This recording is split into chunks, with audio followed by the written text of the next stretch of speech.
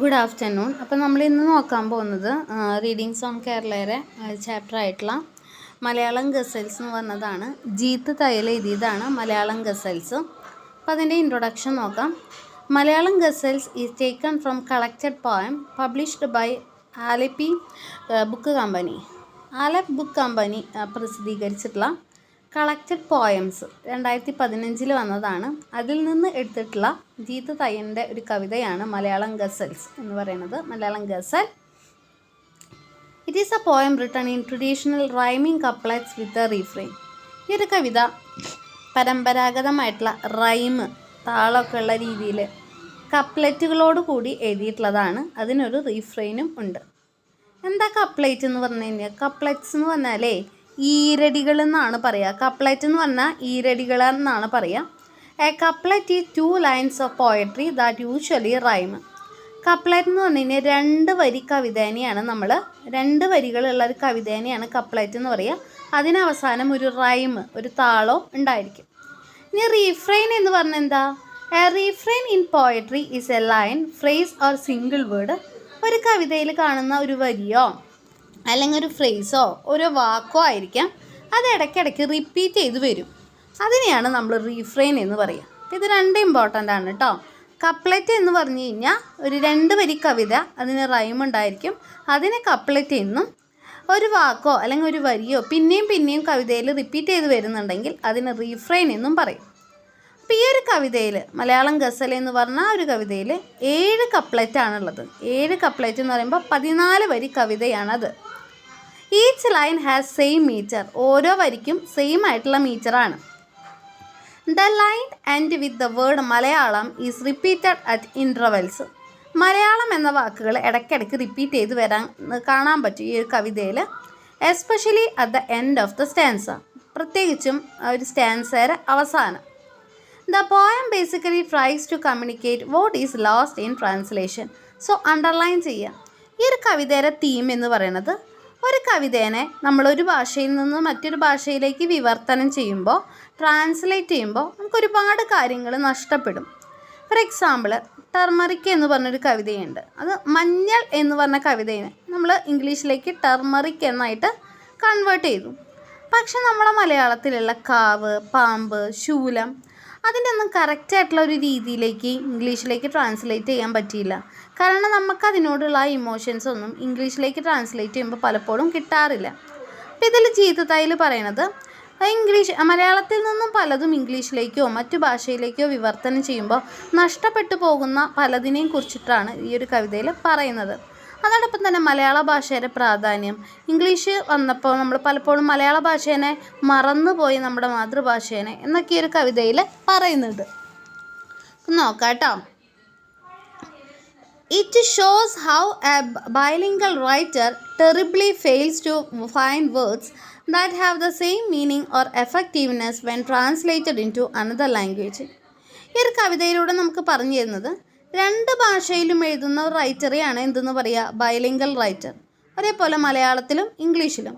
അപ്പോൾ പറയുകയാണ്, ഒരു ഭാഷയിൽ നിന്നും മറ്റൊരു ഭാഷയിലേക്ക് ട്രാൻസ്ലേറ്റ് ചെയ്യുമ്പോൾ, ഒരു ലാംഗ്വേജിൽ നിന്നും മറ്റൊരു ലാംഗ്വേജിലേക്ക് ട്രാൻസ്ലേറ്റ് ചെയ്യുമ്പോൾ അതിൻ്റെ ഒരു അർത്ഥം പല സമയത്തും അത് ചോർന്നു പോകുന്നു, അല്ലെങ്കിൽ ആ ഒരു രീതിയിലേക്ക് എത്തുന്നില്ല, തോറ്റുപോകുന്നു എന്നൊക്കെ പറയുന്നു.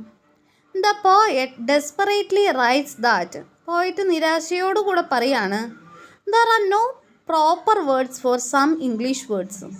ചില ഇംഗ്ലീഷ് വേർഡ്സിന് ശരിക്കും അതിൻ്റെ മലയാള വാക്കുകൾ ഇല്ല എന്നാണ് പറയുന്നത്. Each language has its own identity and depth. അതും കൂടെ ഇമ്പോർട്ടൻ്റ് ആണ് ഇതിൽ. ഓരോ ഭാഷയ്ക്കും അതിൻ്റേതായ വ്യക്തിത്വവും ആഴമുണ്ട്. അത് അതേപോലെ തന്നെ മറ്റൊരു ഭാഷയിലേക്ക് വിവർത്തനം ചെയ്യുമ്പോൾ കിട്ടണമെന്ന് ഇല്ല.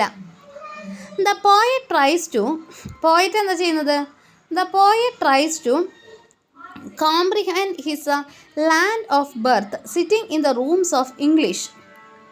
പോയറ്റ് അദ്ദേഹത്തിൻ്റെ മലയാള ഭാഷേനെ അർത്ഥം കണ്ടെത്താൻ ശ്രമിക്കുന്നത് ഇംഗ്ലീഷിൻ്റെ റൂമുകളിൽ നിന്നിട്ടാണ്. കാരണം അയാൾ കൂടുതലും ഇംഗ്ലീഷാണ് ഇപ്പോൾ യൂസ് ചെയ്യുന്നത്. എന്നിട്ടാണ് മലയാളത്തിലേക്ക് കൺവേർട്ട് ചെയ്യാൻ ശ്രമിക്കുന്നത്. ജീത്ത് തയ്യൽ കൂടുതൽ ഇംഗ്ലീഷാണ് ഉപയോഗിക്കുന്നത്, എന്നിട്ടാണ് മലയാളത്തിലേക്ക് വിവർത്തനം ചെയ്യാൻ ശ്രമിക്കുന്നത്. അപ്പോൾ ഒരു ബുദ്ധിമുട്ട് വരുന്നു എന്നാണ് പറയുന്നത്. ഹി ആസ് ദ റീഡേഴ്സ്, അദ്ദേഹം വായനക്കാരനോട് പറയാണ്, ടു ഓപ്പൺ ദ വിൻഡോസ്, ജനവാതിലുകൾ തുറക്കൂ, to fresh air of their mother tongue. പോയിട്ട് പറയാണ്, നിങ്ങൾക്ക് ഇംഗ്ലീഷാണ് കൂടുതൽ കേൾക്കുന്നതെങ്കിൽ ദയവ് ചെയ്ത് നിങ്ങളുടെ ജനവാതിലുകൾ തുറക്കൂ, മലയാളത്തിൻ്റെ ശുദ്ധവായു ശ്വസിക്കൂ എന്ന് പറയുന്നുണ്ട്. അതായത് മലയാള ഭാഷയ്ക്ക് കൂടെ പ്രാധാന്യം കൊടുക്കണം, മാതൃഭാഷയ്ക്ക് പ്രാധാന്യം കൊടുക്കണം എന്നാണ് ഇവിടെ ഉദ്ദേശിക്കുന്നത്. Poetry is the school of lost languages. അദ്ദേഹം പറയാണ്, ഒരു രീതിയിൽ പറയുകയാണെങ്കിൽ കവിത എന്ന് പറയുന്നത് നഷ്ടപ്പെട്ടു പോയ ഭാഷകളുടെ സ്കൂളാണെന്ന് വേണമെങ്കിൽ പറയാം. പല മാതൃഭാഷകളും നഷ്ടപ്പെട്ടു പോകുന്നു എന്ന് പറയാം. അതുകൊണ്ട് തന്നെ ഹി വെൽക്കംസ് ഹിസ് റീഡേഴ്സ്, അദ്ദേഹം വായനക്കാരെ ക്ഷണിക്കുകയാണ്, ആസ് വിസിറ്റേഴ്സ്, സന്ദർശകരായിട്ട്, ടു ദിസ് സ്കൂൾ എന്ന് പറഞ്ഞാൽ ഉദ്ദേശിക്കുന്നത് നഷ്ടപ്പെട്ടു പോയ സ്കൂളാണ് പല മാതൃഭാഷകളും, പ്രത്യേകിച്ച് മലയാളം. അപ്പോൾ ആ ഒരു നഷ്ടപ്പെട്ടു പോയ സ്കൂളിലേക്ക് തിരിച്ചു വരൂ വായനക്കാരെ, സന്ദർശകരായിട്ടെങ്കിലും. അപ്പോൾ വീണ്ടും മലയാളത്തെ ഒന്ന് സ്നേഹിച്ച് തുടങ്ങാനാണ് ഇവിടെ ഉദ്ദേശിക്കുന്നത്. World literature comes to Malayalam through translations മാത്രമായിട്ട് മലയാളം ഒതുങ്ങുന്നു എന്ന് പറയാണ്. And finally he challenges himself. ഈ ഒരു കവിതയുടെ അവസാനം അദ്ദേഹത്തെ തന്നെ സ്വയം വെല്ലുവിളിക്കുകയാണ്, to write a couplet in Malayalam. ഒരു ഈരടി എന്ന് പറഞ്ഞാൽ വെറും 2 വരിയെങ്കിലും മലയാളത്തിൽ എഴുതാൻ അദ്ദേഹത്തെ തന്നെ വെല്ലുവിളിക്കുകയാണ്. കാരണം എന്താ, അദ്ദേഹത്തിന് അതിനുള്ള ധൈര്യം ഇപ്പം നഷ്ടപ്പെട്ടിരിക്കുന്നു. ഇംഗ്ലീഷിൻ്റെ അതിപ്രസരത്തിൽ മലയാള ഭാഷേനെ അദ്ദേഹം മറന്നുപോയിരിക്കുന്നു.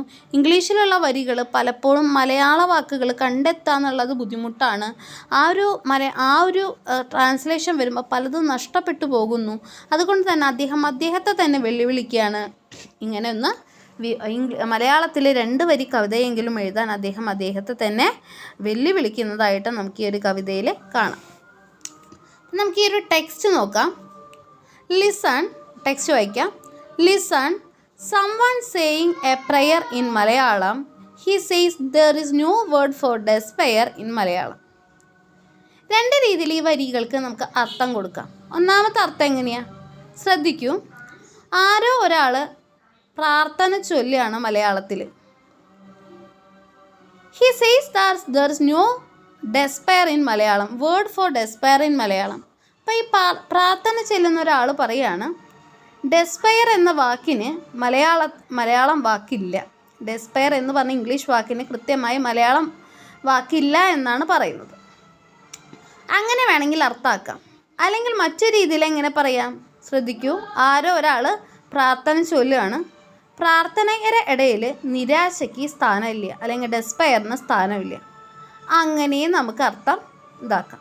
ഓക്കെ, 2 രീതിയിൽ ആദ്യത്തെ 2 വരികളുടെ അർത്ഥം കൊണ്ടുവരാം. ഒന്നാമത്തെ രീതി എന്ന് പറഞ്ഞു കഴിഞ്ഞാൽ ആരോ ഒരാൾ പ്രാർത്ഥിക്കുന്നു മലയാളത്തിൽ. ആ പ്രാർത്ഥിക്കുന്ന സമയത്ത് അയാൾ പറയാണ് ഡെസ്പയർ എന്നതിന് ഒരു മലയാളം വാക്ക് ഇല്ല.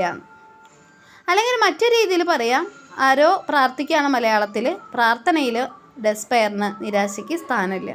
2 രീതിയിൽ നമുക്ക് പറയാം കേട്ടോ. ഇനി അടുത്ത 2 വരി നോക്കാം. Sometimes at daybreak you sing a Gujarati garba. At night you open your hair in Malayalam. ഇതിൻ്റെ അർത്ഥം എന്താ? പകലൊക്കെ ചില സമയങ്ങളിലൊക്കെ പകലുകളിലൊക്കെ ഗുജറാത്തി ഗർബയാണ് പാടുന്നത്. ഗുജറാത്തി ഗർബ എന്ന് പറഞ്ഞാൽ ഗുജറാത്തി ഭാഷയിലുള്ളൊരു ആർട്ട് ഫോമാണ്. അപ്പം നീ രാവിലെ പകലൊക്കെ ഗുജറാത്തിയിലാണ് നീ പാട്ട് പാടുന്നത്, രാത്രിയെങ്കിലും നിൻ്റെ മുടി മലയാളത്തിനായിട്ട് തുറന്നു വിടൂ എന്ന് പറഞ്ഞാൽ അവിടെ ഉദ്ദേശിക്കുന്നത് പകൽ സമയങ്ങളിലൊക്കെ കൂടുതൽ മീറ്റിങ്ങും കാര്യങ്ങളൊക്കെ ഇംഗ്ലീഷിലാണ്. ഇപ്പം മറ്റു ഭാഷകൾ ഇംഗ്ലീഷ് ഹിന്ദിയൊക്കെ സംസാരിക്കുന്നുണ്ടാവാം. രാത്രിയെങ്കിലും നിൻ്റെ മാതൃഭാഷയായിട്ടുള്ള മലയാളം സംസാരിക്കാൻ ശ്രമിക്കൂ എന്നാണ് ഈ ഒരു വരിയിൽ ഉദ്ദേശിക്കുന്നത്. To understand symmetry, understand Kerala. Symmetry എന്ന് പറഞ്ഞാൽ എന്താ? സമത്വം. സമത്വത്തെ അറിയണമെങ്കിൽ കേരളത്തെ അറിയണം എന്നാണ് പറയണത്. അപ്പോൾ കേരളത്തെയും മലയാള ഭാഷേനെയും ഇവിടെ പുകഴ്ത്തി പറയണത് കാണാം. അപ്പോൾ സമത്വത്തെ അറിയണമെങ്കിൽ കേരളത്തെ അറിയൂ എന്നാണ് പറയണത്.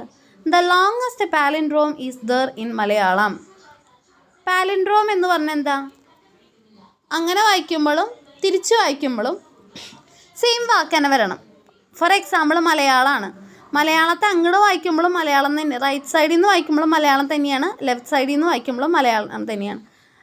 അതുപോലെ മഹിമ, അത് അങ്ങോട്ട് വായിക്കുമ്പോഴും മഹിമ, ഇങ്ങോട്ട് വായിക്കുമ്പോഴും മഹിമ. അപ്പം അങ്ങനെയുള്ള വാക്കുകളെയാണ് പാലിൻഡ്രോം എന്ന് പറയുക. അപ്പോൾ ഏറ്റവും വലിയൊരു പാലിൻഡ്രോമാണ് മലയാളം. അപ്പോൾ സമത്വത്തെ അറിയണമെങ്കിൽ നിങ്ങൾ കേരളത്തെ അറിയണം. ഏറ്റവും വലിയൊരു പാലിൻഡ്രോം എന്ന് പറയുന്നത് മലയാളമാണെന്നാണ് പറയണത്. അടുത്ത എന്താ പറയണത്?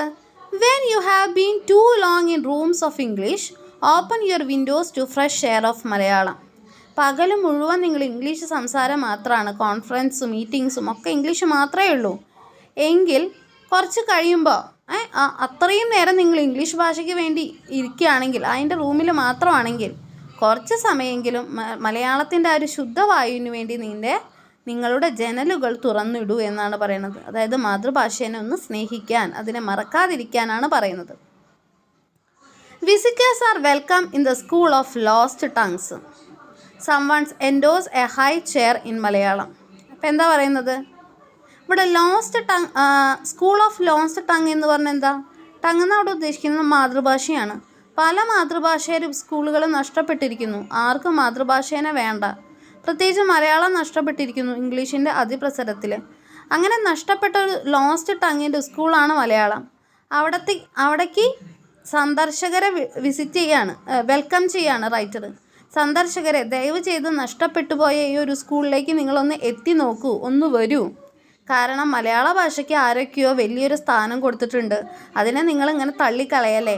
ആ നഷ്ടപ്പെട്ടു പോയ മാതൃഭാഷയുടെ സ്കൂളിലേക്ക് നിങ്ങളൊന്ന് വരൂ, സന്ദർശകരായിട്ടെങ്കിലും വരൂ എന്നാണ് ജീത്ത് തയ്യൽ പറയുന്നത്. പിന്നെന്താ അദ്ദേഹം പറയണത്? I greet you ancestors o scholars and linguist. Jeet Thayil അഭിവാദ്യം ചെയ്യാണ് പൂർവികരെ. ആൻസിസ്റ്റേഴ്സ് എന്ന് പറഞ്ഞാൽ പൂർവികരെ, സ്കോളേഴ്സ് എന്ന് പറഞ്ഞു കഴിഞ്ഞാൽ പണ്ഡിതരെ, ലിംഗ്വിസ്റ്റ് എന്ന് പറഞ്ഞു കഴിഞ്ഞാൽ ഭാഷാ പണ്ഡിതരെ ഒക്കെ അദ്ദേഹം അഭിവാദ്യം ചെയ്യാണ്. അദ്ദേഹം സ്മരിക്കുകയാണ്, ഓർക്കുകയാണ് ജീത്ത് തയ്യൽ. ഇനി ഒരാളെ കൂടെ ഓർക്കുന്നുണ്ട്. ആരെയാണ്? My father who resides boldly there in Malayalam. എൻ്റെ അച്ഛനെയും കൂടെ ഞാൻ ഓർക്കുന്നു. അച്ഛനാണ് ബോളിഡെയർ എന്ന് പറഞ്ഞൊരു ഇംഗ്ലീഷ് റൈറ്റർ ഉണ്ട്. അയാളുടെ കവിതകളൊക്കെ മലയാളത്തിൽ എനിക്ക് പറഞ്ഞു തന്നിരുന്നത്, മലയാളത്തിലേക്ക് വിവർത്തനം ചെയ്ത് തന്നിരുന്ന അച്ഛനെയാണ്. അച്ഛനെയും ഞാൻ ഓർക്കുന്നു എന്ന് പറയാണ്. അപ്പോൾ എഴുത്തുകാരെയാണ് ഓർക്കുന്നത്. പൂർവികരെ, പണ്ഡിതരെ, ഭാഷാ പണ്ഡിതരെ, അച്ഛനും കൂടെ, മൈ ഫാദർ അദ്ദേഹത്തിൻ്റെ അച്ഛനും കൂടെ ഓർക്കുന്നുണ്ട്. ഈ ഒരു എഴുത്തുകാരൻ്റെ പേരും കൂടെ പഠിച്ചു വയ്ക്കുക, ബോൾഡെയർ എന്നാണ് കേട്ടോ. അതൊക്കെ ഞാൻ ഓർക്കുന്നു എന്ന് പറയാം. ഇനി അവസാനത്തെ വരി നോക്കൂ. Jeet such drama with scraps you know write a couplet if you dare in Malayalam. അദ്ദേഹത്തെ തന്നെ വെല്ലുവിളിക്കുകയാണ്. ജീത്ത് എന്ന് അദ്ദേഹത്തെ തന്നെ വിളിക്കുകയാണ്. എന്നിട്ട് പറയുകയാണ്, such drama with scraps you no. നിനക്ക് കുറച്ച് കാര്യങ്ങളൊക്കെ അറിയാം, നിനക്ക് കുറച്ച് എഴുത്തും കാര്യങ്ങളും ഡ്രാമയും നാടകമൊക്കെ അറിയാം. അപ്പോൾ ജീത്തേ, നിൻ്റെ കയ്യിലുള്ള ആ ഒരു സ്ക്രാപ്സ് വെച്ചുകൊണ്ട്, ആ ഒരു എഴുത്തിൻ്റെ കഷ്ണങ്ങൾ വെച്ചുകൊണ്ട് റൈറ്റ് എ കപ്ലറ്റ്, 2 വരിയെങ്കിലും എഴുതൂ. മലയാളത്തിൽ 2 വരിയെങ്കിലും നീ എഴുതൂ. ഇഫ് യു ഡയർ, നിനക്ക് ധൈര്യം ഉണ്ടെങ്കിൽ നീ 2 വരി കവിതയെങ്കിലും മലയാളത്തിൽ എഴുതൂ. നിൻ്റെ കയ്യിലുള്ള കഷ്ണങ്ങൾ വെച്ചിട്ട്, അല്ലെങ്കിൽ നിൻ്റെ കയ്യിലുള്ള കഴിവ് വെച്ചിട്ട് 2 വരി കവിതയെങ്കിലും മലയാളത്തിൽ എഴുതൂ. നിനക്ക് ധൈര്യമുണ്ടോ എന്ന് അദ്ദേഹത്തെ തന്നെ വെല്ലുവിളിക്കുന്ന സമയത്താണ് ഈ ഒരു കവിത അവസാനിക്കുന്നത്. അപ്പോൾ പലപ്പോഴും ഇംഗ്ലീഷിൻ്റെ അതിപ്രസരത്തിന് മലയാള ഭാഷയ്ക്ക് കൃത്യമായിട്ടുള്ള ഒരു പ്രാധാന്യം കിട്ടുന്നില്ല. എല്ലാവരും അവരുടെ മാതൃഭാഷ മറന്നു പോകുന്നു. ഇനി അതേസമയം ഒരു ഇംഗ്ലീഷിൽ നിന്ന് മലയാളത്തിലേക്ക് വിവർത്തനം ചെയ്യുമ്പോൾ, അല്ലെങ്കിൽ മലയാളത്തിൽ നിന്ന് ഇംഗ്ലീഷിലേക്ക് വിവർത്തനം ചെയ്യുമ്പോൾ പല വാക്കുകളും അത് നഷ്ടപ്പെട്ടു പോകുന്നു. വിവർത്തനത്തിൽ, ട്രാൻസ്ലേഷൻസിൽ പല ഭാഷയുടെയും ആ വ്യക്തിത്വം നഷ്ടപ്പെട്ടു പോകുന്നു എന്നൊക്കെയാണ് പറയുന്നത്. അപ്പോൾ അതൊക്കെയാണ്. ഇനി മലയാളത്തിന് പ്രാധാന്യം കൊടുക്കുന്ന, മലയാളത്തിന് പുകഴ്ത്തുന്ന ഒരു കവിതയും കൂടിയാണ്. ട്രാൻസ്ലേഷൻസ് വരുമ്പോഴുള്ള പോരായ്മകളും ഈ കവിതയിൽ ജീത്ത് തയ്യൽ നമുക്ക് പറഞ്ഞു തന്നിട്ടുണ്ട്. Okay, thank you.